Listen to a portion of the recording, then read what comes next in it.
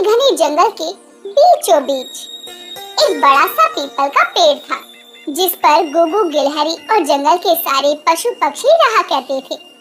जंगल में हर तरह के जानवर थे और सभी मिलजुल कर रहना पसंद करते। जंगल की सबसे छोटी और सुंदर गुगु गिलहरी को हर कोई पसंद करता था और उसे हमेशा ही सब प्यार देते।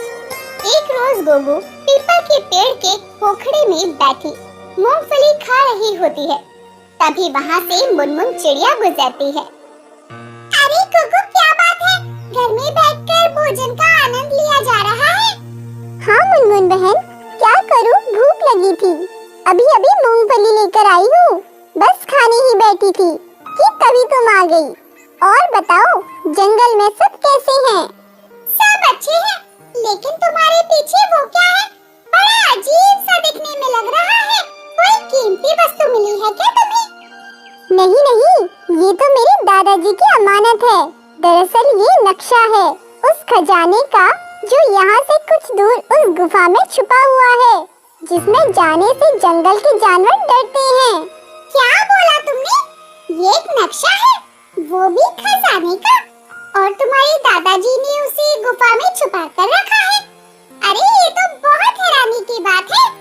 अब क्या किया जा सकता है? मेरे दादाजी तो थे ही धाकड़, वो छोटी मोटी चीज नहीं किया करते थे। खैर, मुझे बहुत काम है।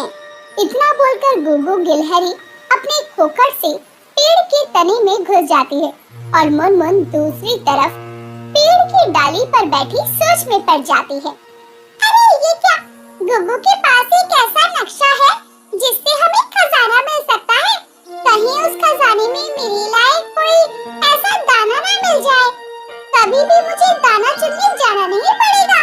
लेकिन इससे पहले तो मुझे जंगल के जानवरों तक ये बात पहुंचानी चाहिए। मुनमुन इसी सोच में होती है कि वो उड़ते हुए एक पेड़ से जा टकराती है और सीधा नीचे गिरने वाली होती है। तभी उसे गज्जू हथनी संभाल लेती है। अरे अरे, संभल कर मुनमुन, इतनी भी क्या जल्दी है कि तुम्हें अपने आगे पीछे कोई दिखाई ही नहीं दे रहा। लो, ये तो बेहोश हो गई। अब गज्जू हथनी मुनमुन को जमीन पर आराम से रख देती है। अपनी सूंड से हल्का सा पानी का छींटा उसके ऊपर डाल देती है और उसे तुरंत होश आ जाता है। और उठते ही मुनमुन हड़बड़ाती हुई कहती है, उस खजाने में मेरा भी हिस्सा है, क्योंकि गुगु ने मुझे सबसे पहले उस नक्शे के बारे में बताया था। अरे आराम से मुनमुन, तुम किस खजाने की बात कर रही हो और इतनी घबराई भी क्यों हो? क्या बात है और कौन सा खजाना जिसमें तुम्हें हिस्सा चाहिए? गज्जू मुनमुन से इतना कह ही रही थी कि तभी वहाँ कालू कौआ और जूली बंदरिया का आना होता है। अभी जो मैंने सुना, क्या वो सच है? यहाँ पर किसी खजाने की बात हुई? अब खजाने की बात हो रही है तो उस खजाने पर सिर्फ मुनमुन और गज्जू बहन का हक नहीं, बल्कि हमारा भी हक है। क्यों, सही कहा ना मैंने? अरे खजाने की बात हो रही है, फिर तो उसमें मेरा हिस्सा भी होना चाहिए। बताओ बताओ, कौन सा खजाना और कैसा खजाना? अरे नहीं, मुझे तो ये बोलना ही नहीं चाहिए था। अब जितना भी खजाना मिलेगा उसमें हिस्सा सारे जंगल के जानवरों को बांट कर देना होगा। कोई बात नहीं, अब जब तुम लोगों को पता चल ही गया है तो मैं तुम्हें बता दूं। अपनी गुगु गिलहरी के पास एक ऐसा नक्शा है जिससे हम एक ऐसे खजाने के बारे में पता लगा सकते हैं जिससे हमारे सभी दुख खत्म हो जाएंगे। क्या उस पिद्दी गुगु के पास में एक नक्शा है, वो भी खजाने का? मैं नहीं मानती, वो तो खुद खाने के लिए भटकती रहती है। अगर ऐसा होता तो खुद का भला नहीं कर लेती। अब मुनमुन ने जो भी सुना है वो सच भी तो हो सकता है। क्या पता उस नक्शे में कोई ऐसी जगह हो जहाँ चारों तरफ गन्ने के खेत हो। अरे नहीं नहीं, वहाँ तो ऐसी जगह जरूर होनी चाहिए जहाँ चारों तरफ फलों का बागान हो और मैं उसमें से फल तोड़ तोड़ कर खाती रहूं। नहीं नहीं, वहाँ सोने चांदी से भरा मटका हो, हीरे जवाहरात हो, कीमती मोतियाँ हो, बस मेरी जिंदगी तो ऐसे ही आराम से कट जाएगी। मुनमुन जंगल के सभी जानवरों को ये बता देती है कि गुग्गू गिलहरी के पास एक नक्शा है जिससे उन्हें खजाना मिल सकता है और उस खजाने में खुशियां भी छुपी हुई थी। अब ऐसे में सभी जानवर भारी भरकम पुराने पीपल के पेड़ के पास पहुंचते हैं जहां गुग्गू गिलहरी का खोकर था। अरे ओ गुग्गू कहाँ है? जरा बाहर तो निकल, हम सब तुझसे मिलने आए हैं। अरे गुग्गू जल्दी बाहर देख, मैंने जंगल के सभी जानवरों को उस खजाने के बारे में बता दिया है। इतना सुनने के बाद गुग्गू गिलहरी जब अपने खोकर से बाहर निकलकर आती है तो वो जंगल के सभी जानवरों को अपने घर के बाहर इकट्ठा देखकर सभी से कहती है, देखो, आप सभी ने जो सुना है वो बिल्कुल सच है, लेकिन मैं किसी को अपने दादाजी का वो रहस्यमय खजाना का नक्शा नहीं देने वाली। लेकिन क्यों? क्योंकि उससे हमारा भला हो सकता है। हमने तुम्हें जंगल की सबसे प्यारी और छोटे जीव होने की वजह से इतना प्यार दिया है, लेकिन तुम बदले में हमें क्या दे रही हो? तुझे याद ही होगा कुछ दिन पहले जब तुझे टिल्लूबाज अपने साथियों के साथ चोंच मार मार कर लेकर जाने ही वाला था तो उनसे मैंने ही तुझे बचाया था, लेकिन तू तो एहसान फरामोश निकली, गद्दार कहीं की। एक और लफ्ज बोला ना कालू भैया, तो मुझसे बुरा कोई नहीं होगा, और मैं भला अपने दादाजी का नक्शा किसी को क्यों दूं? गुग्गू इतना कहकर अपने खोकर का दरवाजा बंद कर लेती है और सभी जानवर एक दूसरे का चेहरा देखने लगते हैं। अब सभी वहाँ से लौटकर जंगल में आते हैं और एक सभा में बैठे होते हैं जिसमें काफी देर तक उस नक्शे और खजाने के बारे में वाद विवाद होता है, लेकिन नतीजा कुछ भी नहीं निकलता। वहीं कालू के दिमाग में अब खुराफाती सोचती है और वो मन में सोचता है, क्यों ना ये बात मैं शेर खान को बताऊं और शेर खान से हाथ मिला लूं, और जितना भी खजाना हमें मिलेगा उसमें से शेर खान और सिर्फ मेरा हिस्सा होगा, ये सही रहेगा। कुछ देर के बाद कालू कौवा शेर खान की गुफा के पास जाता है और शेर खान की गुफा के आसपास मंडराने लगता है। तभी शेर खान कालू को अपनी गुफा के पास मंडराता हुआ देखकर पहले तो दहाड़ता है, फिर गुस्से में कालू से कहता है, किस मकसद से मेरी गुफा के बाहर जासूसी कर रहा है? आखिर चाहिए क्या तुझे? अरे मालिक, मैं तो बस आपके लिए एक ऐसी खबर लाया हूँ जिसे सुनकर आप भी कहेंगे कि वाह कल्लू, क्या खबर दी है। बातों को घुमाने से अच्छा है सीधा और साफ बोलो। हमारे जंगल की सबसे छोटी और प्यारी गिलहरी गुग्गू के पास एक ऐसा नक्शा है जिससे आप जंगल के राजा नहीं बल्कि राजाओं के राजा कहलाएंगे। मेरे कहने का मतलब है गुग्गू के पास खजाने का नक्शा है। अब ये आप पर है कि अब आप उस गुग्गू की बच्ची से नक्शा कैसे निकलवाते हैं। तुझ जैसे दगाबाज पर आखिर में विश्वास कैसे कर लूं? जो अपने सगे जानवरों का नहीं हुआ वो मेरी हिमायत कैसे हो सकता है? अगर मेरी बात झूठी हुई तो आपका पंजा और मेरा सर, मैं मरने के लिए तैयार हूँ। अब देर रात शेर खान और कालू कौवा गुग्गू के खोकर के पास पहुँचते हैं और कालू गुग्गू के दरवाजे को खटखटाता है। जैसे ही गुग्गू अपने खोकर का दरवाजा खोलती है, कालू उसे दबोच लेता है और शेर खान कालू मिलकर गुग्गू का अपहरण कर लेते हैं और गुग्गू को शेर खान की गुफा में लाया जाता है। चल जल्दी बता, कहाँ है उस खजाने का नक्शा जिस खजाने को तेरे दादा ने छुपा कर रखा है? तो अच्छा, तो तुम लोग मुझे इसलिए यहाँ लेकर आए हो, लेकिन मैंने तो उस नक्शे को खा लिया क्योंकि आज ही उस नक्शे को लेकर बहुत बहस हुई है। तो मैंने सोचा ना रहेगी बाज और ना बजेगी बांसुरी। गुग्गू की बच्ची क्यों खाया तूने उसे, और क्या मिलेगा तुझे हमसे खजाना का पता ना बताकर?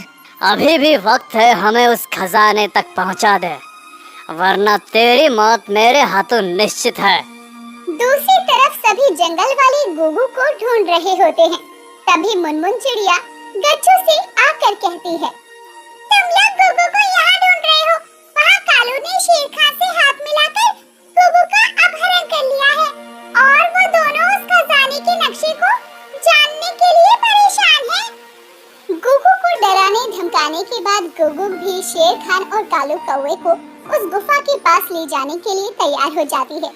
लेकिन तभी जंगल के जानवर उन तीनों को गुफा की तरफ जाता हुआ देख उनके पीछे जाते हैं और शेर खान, कालू और गुगु के साथ जंगल के सभी जानवर उस गुफा में खजाने की लालसा में पहुंच जाते हैं। लेकिन गुगु जैसे ही खजाना बताती है, उस खजाने को खोदकर निकाला जाता है, तो सभी उस खजाने को देखकर हैरान हो जाते हैं, क्योंकि उस खजाने में गुगु के दादाजी ने जादुई मूंगफली रखी थी, जो सालों साल कभी खराब नहीं होती।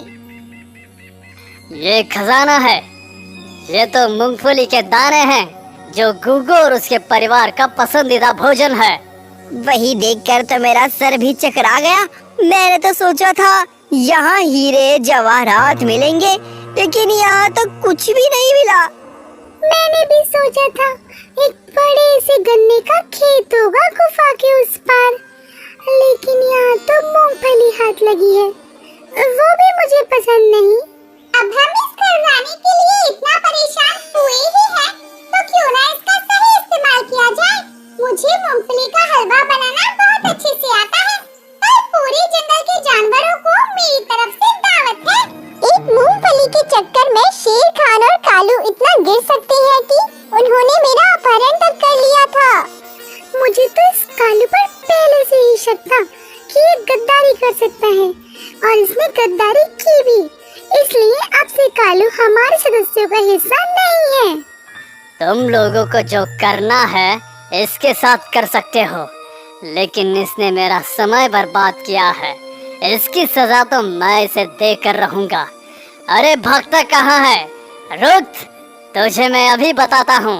जहाँ शेर खान कालू कौवे के पीछे उसे मारने दौड़ता है, वहीं दूसरी तरफ जंगल के सभी जानवर मूंगफली को ले जाकर उसका हलवा बनाकर आनंद लेते हैं। और उन्हें तो सबसे ज्यादा इस बात पर हंसी आती है कि खजाने के नाम पर उन्हें क्या हाथ लगा। गुगु के दादाजी की जादुई मूंगफली, जो कभी खराब नहीं होती। तभी तो इतने सालों बाद भी उस मूंगफली को सुरक्षित खजाने की तरह रखा गया। हरियाली वन बहुत ही घना और सुंदर था, जहाँ के सभी जानवर मिलजुल कर रहा करते। जंगल के जानवरों की एकता देखकर शेर खान और उसका चमचा चमन सियार जंगल के जानवरों में अक्सर फूट डालने की कोशिश करता ही रहता, लेकिन फिर भी जंगल के जानवर भूल से भी उन दोनों की बातों में नहीं आते। एक रोज शेर खान अपनी गुफा में आराम कर रहा होता है, तभी वहाँ चमन सियार आता है और वो उदास होकर अपने मालिक से कहता है, मालिक मालिक, बुरी खबर है। जंगल में अब कोई भी मेरे आतंक और शेर खान के नाम से नहीं डर रहा, जिस वजह से हमें शिकार ढूंढने में बहुत परेशानी हो रही है। अब आप ही इसका कोई समाधान निकालिए। ये क्या कह रहे हो तुम? हरियाली जंगल के जानवर और बेखौफ? ऐसा आज से पहले ना तो कभी हुआ है ना होगा। अब हरियाली जंगल एक बार फिर से शेर खान की दहशत के लिए जाना जाएगा। मैं भी यही सोच रहा था मालिक, क्योंकि मैंने आपका नमक खाया है और मेरा फर्ज है कि मैं हमेशा ही आपके टुकड़ों पर पलूं और आपका गुणगान गाता रहूं। और ये मैं इसलिए कह रहा हूँ क्योंकि जंगल की सबसे भारी भरकम हथनी थुलथुली ने मुझसे ये कहा है कि शेर खान को तो मैं अपने पैरों से ही कुचल डालूं। क्या? उस थुलथुली की इतनी हिम्मत? उसकी हिम्मत और घमंड को अब मैं तोड़ता हूँ। उसकी वजह से अब पूरा जंगल तबाही का मंजर देखेगा। शेर खान का चमचा ये सब जानबूझकर शेर खान से बोलता है, क्योंकि वो एक नंबर का डरपोक था और शेर खान ने उसे शिकार के लिए भी भेजा था, जो वो कर नहीं पाया। वो तो एक सूखी लकड़ी टूटने से भी कोसों दूर भाग खड़ा होता था। वहीं दूसरी तरफ जंगल के सभी जानवर अपने अपने कामों में व्यस्त थे। थुलथुली अपने में मगन तालाब पर पानी पीने जा रही थी। पंछी बनूं उड़ते फिरूं मस्त गगन में, आज मैं आजाद हूँ दुनिया के चमन में। अरे अरे थुलथुली बहन, तुम भी इतने सुहावने मौसम में किसका ही नाम ले रही हो? उस चमन बदबूदार सियार का? अरे चुलबुली, मैंने ध्यान ही नहीं दिया। गाना ही इतना अच्छा था कि गुनगुनाते हुए पता ही नहीं चला। वैसे तू कहाँ जा रही है? चल हम तालाब से होकर आते हैं। हाँ हाँ, क्यों नहीं। मैं भी सोच ही रही थी कि चलकर तालाब में नहाया जाए, थोड़ा मन फ्रेश हो जाएगा। इतना बोलकर दोनों तालाब की तरफ बढ़ते हैं, लेकिन तभी चुलबुली उड़ते हुए देखती है कि तालाब के किनारे वो बदबूदार सियार और शेर खान लाली हिरनी के बच्चे को दबोचे बैठे हैं। वो भी अपनी पूरी जी जान से उनके चंगुल से बचने की कोशिश में है। अरे क्या हुआ चुलबुली, तू इतना डर क्यों गई? तो कुछ बोलती क्यों नहीं है? आगे जाना खतरे से खाली नहीं है। वहाँ वो बदबूदार सियार और शेर खान लाले के नन्हे बच्चे को खाने में लगे हुए हैं। क्या शेर खान का आतंक फिर से? नहीं नहीं, हमें इस आतंक को रोकना होगा। जंगल के सभी जानवरों पर अब शामत आई है और अब इस हरियाली जंगल को मेरे आतंक से कोई नहीं बचा सकता।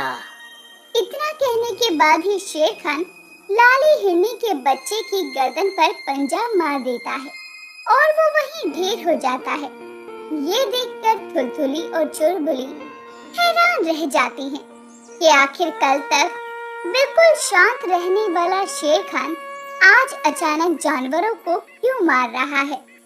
अब थुलथुली जंगल में आती है और सभी जानवरों को इकट्ठा करती है। अरे हमने अभी अभी जो कुछ भी देखा है इससे तो ये साफ है कि आने वाले समय में अगर ऐसा ही रहा तो इस जंगल में हरियाली नहीं मातम पसर जाएगा, मातम। लेकिन थुलथुली बहन, हुआ क्या? कुछ तो बताओ, आखिर तुम कहना क्या चाह रही हो? बहुत ही दुख की खबर है। हमने अपनी आंखों से शेर खान को लाली बहन के नन्हे से बच्चे को मारते देखा और शेर खान उसे मारने के बाद ये भी बोल रहा था कि वो जल्दी ही जंगल को बर्बाद करके रख देगा। क्या मेरी जूली को शेर खान ने मार डाला? जूली मेरी बच्ची, मैं आ रही हूँ। जूली, मुझे जाने दो थुलथुली बहन, मुझे जाने दो। अरे अब तक शेर खान और उसका वो चमचा चमन सियार मिलजुल कर जूली को खा भी चुके होंगे, लेकिन अभी हमें हिम्मत से काम लेना होगा। सभी जानवर आपस में बातें कर रहे होते हैं। तभी वहाँ शेर खान अपने चेले सियार के साथ में आता है। सारा जंगल मुझे लायन के नाम से जानता है, लेकिन नाम है शेर खान। मुझे यहाँ देखकर तुम लोगों को तो हैरानी हुई होगी ना, या तुम्हारे पैर कांप रहे होंगे। अरे मालिक, सबके चेहरे तो देखिए, कैसे उसकी हवाइयाँ उड़ी हुई हैं। यही तो मैं देखना चाहता हूँ। ऐसे ही हरियाली जंगल में मेरा खौफ बना रहना चाहिए। क्यों थुलथुली, लगाना तुम्हें भी डर? ये बोलते हुए शेर खान पास ही दुख की सहमी से खड़ी नीलू खरगोश को अपने पंजे में दबोचकर वहाँ से जाते हुए सभी को घूरता है। चलो दोस्तों, आज के लंच के लिए इतना ही काफी है, फिर कल मिलते हैं। ये तो शेर खान सही नहीं कर रहा है। वो अपनी ताकत का गलत इस्तेमाल कर रहा है, और हो ना हो ये सब किया धरा भी उस सियार का ही है, जो शेर खान को इतना दिमाग दे रहा है। हमें शेर खान के आतंक से बचने के लिए कुछ न कुछ तो करना ही होगा। आज शेर खान ने नीलू, जूली और भी ना जाने किस किस को अपना शिकार बनाया होगा, लेकिन सभी को सतर्क रहना है। हम जल्दी ही शेर खान के आतंक और शेर खान के नाम को हमेशा हमेशा के लिए खत्म कर डालेंगे। मैं तो नन्ही सी जान हूँ, उसके एक पंजे में ही ढेर हो जाऊंगी, तो तुम लोग मुझसे तो कोई उम्मीद ही मत रखना। एकता में ही तो बल है, और बल में वो शक्ति है जो किसी भी शक्तिशाली जानवर को ढेर कर सकती है। अब ऐसे ही कई दिन बीत जाते हैं। जंगल के जानवरों की नींद उड़ी हुई थी। कोई ठीक से सो भी नहीं पा रहा था और ना ही किसी को कुछ समझ आ रहा था कि क्या करना सही रहेगा। लेकिन ऐसे ही धीरे धीरे जंगल के सभी जानवर गायब हो रहे थे। एक रोज लाली जंगल में भागते हुए आती है और थुलथुली से कहती है, थुलथुली जल्दी चलो, रिंकू खाना लाने गई है। लेकिन चमन का बच्चा रिंकू के डोलू को लेकर जाने की कोशिश में है। कहाँ है वो बदबूदार सियार? उसे तो आज मैं अपने पैरों से कुचल डालूंगी। जो डरपोक सियार कल तक एक पके हुए फल के गिरने पर भी कोसों दूर भाग जाया करता था, वो आज जंगल के जानवरों पर, उसके बच्चों पर हमला कर रहा है, वो भी उस शेर खान की वजह से। अब थुलथुली जल्दी से आम के बड़े से पेड़ के पास पहुंचती है जो जंगल के बीचों बीच था। तभी थुलथुली देखती है कि सियार बंदर के बच्चे को अपने मुंह में दबाने की कोशिश कर रहा था। तभी थुलथुली चिंघाड़ते हुए सियार की तरफ बढ़ती है और बदबूदार सियार वहां से भाग निकलता है। थुलथुली, तूने रिंकू के बच्चे को बचा लिया, वरना ये सियार मेरी जूली की तरफ इसे भी। अरे तुम चिंता मत करो, सब अच्छा होगा। हम जल्दी ही इस आतंक से छुटकारा पाएंगे। लेकिन कैसे थुलथुली, कैसे? मेरे जरिए मैं तुम जंगल के जानवरों को शेर खान के चंगुल से बचाऊंगी। अरे कहीं ये तुम्हारी कोई चाल तो नहीं ना? अगर ऐसा है तो तुम भी शेर खान के साथ बर्बाद हो जाओगी। नहीं नहीं, ऐसा बिल्कुल भी नहीं, बल्कि मैं तो जंगल के जानवरों को शेर खान के आतंक से छुटकारा दिलाना चाहती हूँ, क्योंकि उसने भी मेरे साथ अच्छा नहीं किया। उसने मुझे धोखा देकर किसी और से प्रेम कर बिहार रचाया है। लेकिन हम कैसे मान लें? इस बात में जरा भी सच्चाई है। अगर इसमें सच्चाई नहीं हुई, तुम झूठ बोल रही होगी तो? तुम्हें मौत के लिए तैयार हूँ, लेकिन जंगल के सभी जानवरों को मेरा साथ देना होगा। कहते हैं ना कि जब अंत समय आता है तो पहले ही विवेक बुद्धि काम करना बंद कर देती है, और शेर खान के साथ भी कुछ ऐसा ही होता है। शेर खान का पुराना प्यार लौट आने के बाद शेर खान अब ज्यादा से ज्यादा वक्त कम्मों के साथ बिताने लगता है। इधर जंगल के जानवर तब तक शेर खान को खत्म करने का प्लान बना चुके थे। मालिक, आप भूल रहे हैं, हमें जंगल के जानवरों में खौफ बनाए रखना है। लेकिन आप तो कई दिनों से जंगल की सैर पर भी नहीं निकले, तो भला हमसे जंगल के जानवर कैसे डरेंगे? तुम्हें पता तो है, सालों बाद मेरा प्यार लौट कर आया है। मुझे अपने प्यार को अब वापस नहीं जाने देना। तब तक मैं कम्मों के साथ हूँ, तुम जंगल संभालो। चमन सियार तो था ही डरपोक, लेकिन वो शेर खान के कहने पर जंगल में हुकूमत बनाए रखने के लिए जानवरों पर हुक्म चला रहा था। लेकिन एक रोज सभी जानवर मिलकर चमन सियार को अपने बनाए जाल में फंसा लेते हैं और एक गहरे गड्ढे में गिराकर उस पर भारी भरकम कटे हुए पेड़ डालकर छोड़ देते हैं, और सियार उसी के अंदर तड़पता चिल्लाता रह जाता है और उसका आतंक गड्ढे के भरते ही खत्म हो जाता है। तुम्हारा अंत तो इसमें चिल्लाते चिल्लाते हो जाएगा, लेकिन अब शेर खान भी जल्दी ही तुमसे मिलने आएगा। यहाँ नहीं, सीधा नर्क में। और होता भी ऐसा ही है कम्मो। तो बस शेर खान के दिल में दोबारा प्यार जगाने को आई थी, और वो काम भी पूरा हो रहा था। एक रोज देर रात कम्मो शेर खान को जंगल में घुमाने के लिए लेकर जाती है और जानवरों के बनाए गहरे गड्ढे में ढकेल कर शेर खान से कहती है, यहाँ से निकल पाना तुम्हारे लिए मुश्किल है, और अब तुम्हारा आतंक इस गड्ढे के भरते ही खत्म हो जाएगा, क्योंकि तुम्हारा आतंक यहीं तक था। कमो ये बोलती है कि तभी वहाँ जंगल के सभी जानवर आ जाते हैं और वो उस गड्ढे में टूटी हुई टहनी, कटा हुआ पेड़, मिट्टी डालकर उस गड्ढे को भर देते हैं और शेर बेचारा चिल्लाता रह जाता है और उसका आतंक गड्ढे के भरते ही समाप्त हो जाता है। वीरपुर का जंगल चारों तरफ से घने जंगलों से घिरा हुआ था। जंगल में कई सारे जानवर रहा करते थे और सभी मेलजोल से रहते थे। हर मुसीबत का मिलकर सामना किया करते। एक रोज रेंचो सियार जंगल की पहाड़ियों में शिकार ढूंढने के लिए निकला हुआ था। अरे इतनी जोरों से भूख लगी है और कब से शिकार ढूंढ रहा हूँ, अब तक एक चूहा भी नहीं मिला। क्या करूँ? अरे वाह, ये क्या, भगवान ने मेरी इतनी जल्दी सुन ली। लेकिन ये तो किसी चीते का बच्चा है और ये तो मरा हुआ है। लेकिन शेर के बच्चे का शिकार आखिर किया तो किया किसने? रेंचो सियार जब उस चीते के बच्चे के पास जाता है तभी वहाँ चीता काला आ जाता है और वो अपने बच्चों को मरा हुआ देखकर हैरान रह जाता है। अरे काला, ऐसे मत देख मुझे, मैंने कुछ नहीं किया, मैं तो बस इसे देखकर यहाँ आया हूँ। रेनबो, मेरे बच्चे उठ, तुझे कुछ नहीं होगा। ऐसे कैसे तू मुझे छोड़कर जा सकता है? तू ही तो मेरा आखिरी सहारा है। रेंचो जब उस चीते के बच्चे के पास जाता है तो चीते के बच्चे का खून उसके पंजे में लग जाता है और काला रेंचो को ही अपने बच्चे की मौत का जिम्मेदार मान लेता है।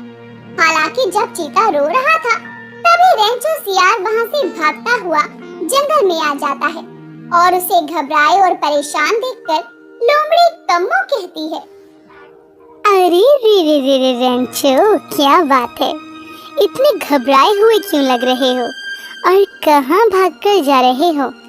कहीं तुम कुछ छुपा तो नहीं रहे तुम जंगलों के जानवरों से? कम्मो, तू? कुछ नहीं, मुझे जाने दे, मेरे रास्ते से हट जा। अरे इस रेंचो के बच्चे को क्या हुआ? इतना घबराया हुआ क्यों है? ऐसा लग रहा है जैसे किसी का खून कर दिया हो। कम्मो अब आगे बढ़ती है तभी मीनू चिड़िया कम्मो को देखकर बोलती है, अरे कम्मो, रुको रुको, क्या तुमने रेंचो को देखा? हाँ, क्यों, क्या हुआ? उस रेंचो ने कुछ किया क्या? वो तो घबराया हुआ जंगल की उस तरफ भागा है, अभी अभी मुझसे ही टकराने वाला था। तुम्हें खबर भी है, रेंचो ने काला चीता के बच्चे का खून कर दिया है। अब काला उसे मारने के लिए पागलों की तरह ढूंढ रहा है। अरे मोरी मैया, तभी तो मैं कहूँ ये इतना घबराया हुआ क्यों है और दम दबाकर इधर उधर क्यों भाग रहा है? ना जाने अब जंगल में कौन सी बड़ी मुसीबत आने वाली है, क्योंकि काला तो रेंचो को मौत के घाट उतार देगा। कम्मो को जब ये बात पता चलती है तो कम्मो की हैरानी का कोई ठिकाना नहीं रहता और वो भी भागी भागी जंगल के राजा शेर सिंह के पास पहुंचती है और अपने मालिक को प्रणाम करते हुए कहती है, हाँ, अरे शेर सिंह को मेरा प्रणाम। शेर सिंह, मैं आपके लिए एक ऐसी खबर लाई हूँ जिसे सुनकर आप भी कहेंगे, क्या बात है, सुबह सुबह दिल खुश कर दिया। सुबह सुबह मुझे तेरी बातें सुनने का कोई शौक नहीं है।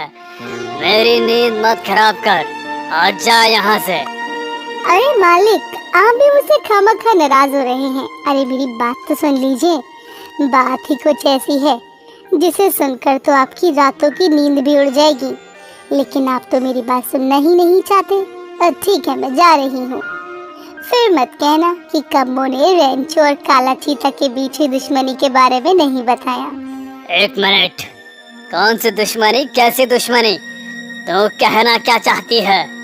यही कि आज सुबह सुबह एक ऐसी खबर मिली जिसने मेरी तो क्या, जंगल के सभी जानवरों की नींद उड़ा दी और मैं भी चली आई आपकी नींद उड़ाने। दरअसल रेंचो सियार ने काला चीता के बच्चे को मौत के घाट उतार दिया और काला भी पागलों की तरह रेंचो सियार को ढूंढ रहा है।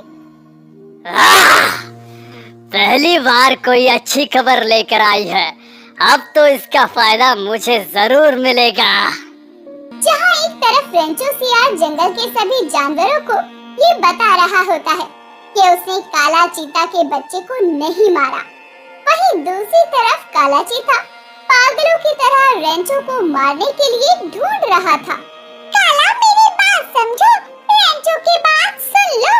ऐसा भी तो हो सकता है तू अपने बच्चे के लिए पानी लेने गया हो, तब कोई जंगली जानवर उसे मार गया हो और रेंचो वहाँ पहुँचा तो तुम्हें लगा कि रेंचो ने उसे मारा। नहीं नहीं, मेरी आंखें धोखा नहीं खा सकती। और रेंचो के पंजों में तो खून भी लगा था। मैं कैसे मान लूं कि वो दरिंदा खूनी नहीं है। अगर तुम लोग भी उसका साथ देना चाहते हो तो भी मैं उसे कहीं ना कहीं से ढूंढकर मार ही डालूंगा। गुलगुली बहन एकदम ठीक कह रही है। ऐसा भी तो हो सकता है कि खूनी कोई और हो। हमें बिना किसी छानबीन के कोई ऐसा कदम नहीं उठाना चाहिए जिससे किसी निर्दोष की जान चली जाए। मैं जा रहा हूँ रेंचो को ढूंढने, और उसकी मौत मेरे ही हाथों लिखी है। फिर चाहे जंगल के सभी जानवर उसके साथ क्यों ना हो जाए, और मैं अकेला। जंगल के सभी जानवर रेंचो सियार को बचा रहे थे, क्योंकि उन्हें पता था कि सियार बेशक जंगल के जानवरों को परेशान करता है, लेकिन वो किसी भी जानवर के बच्चे को नहीं मार सकता, और वो भी अपने ही जंगल के खास जानवर के बच्चे को तो कभी नहीं। लेकिन काला को ऐसा लग रहा था कि जंगल के जानवर भी रेंचो की मदद कर रहे हैं। ऐसे ही काला एक रोज जंगल के बरगद के पेड़ के नीचे सुस्ता रहा होता है, तभी उसके पास शेर सिंह का आना होता है।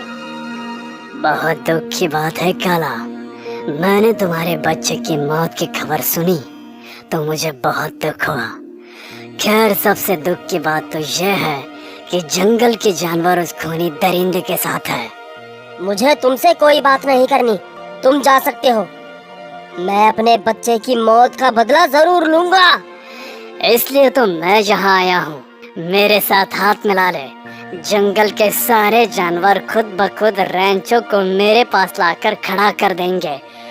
अगर ये मंजूर है तो ठीक है, कल मेरे गुफा में आ जाना। काला चीता रेंचो को कई महीनों से ढूंढ रहा होता है, लेकिन जंगल के जानवर रेंचो को एक ऐसी जगह छुपा कर रख चुके थे जहां उसे खाना पीना सब मिल रहा था। लेकिन रेंचो तो डरा हुआ था कि कहीं काला उसे मार ना दे। इसके बाद वो शेर सिंह का पीछा करके उसकी सच्चाई पता लगाने की कोशिश करता है, और शेर सिंह भी बच्चे को मारने के बाद अब जंगल की सैर पर निकलता है और जंगल के एक जानवर को बताता है कि किस तरह से उसने बच्चे को मार डाला, जिसे सुनने के बाद में अब वो पेड़ के पीछे छुपा हुआ खुद से कहता है, अच्छा, तो मेरा शक सही था। इसने चीता के बच्चे को मारा है, पर अगर मैंने इसे कुछ कहा तो ये मुझे भी जिंदा नहीं छोड़ेगा। और इधर शेर सिंह ने तो काला से हाथ मिला ही लिया था। शेर सिंह से काला के हाथ मिलाने के बाद ही शेर सिंह जंगल के सभी जानवरों को सभा में बुलाकर उन्हें धमकाता है। जंगल के सभी जानवरों से मेरी विनती है कि रेंचो को मेरे सामने लाकर खड़ा कर दिया जाए।